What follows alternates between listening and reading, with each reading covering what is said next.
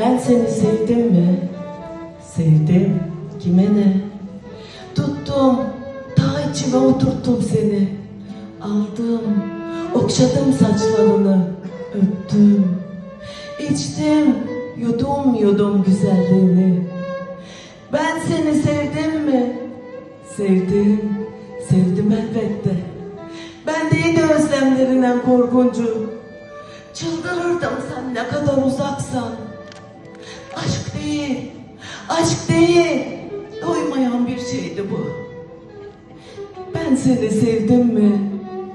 Sevdim doğrusu. Sevdikçe tamamlandım, bütünlendim.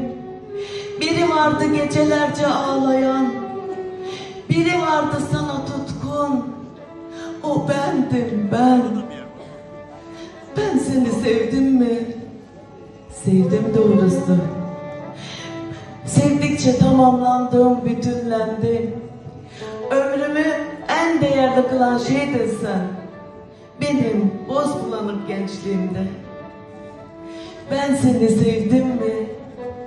Sevdim, öyle ya, sevdim. Birlikte bir çizgiye ulaştık seninle. Ve bir gün orada kaybettim seni. Ben seni sevdim mi? Sevdim ya, sevdim. Ya sen beni, ya sen beni, sen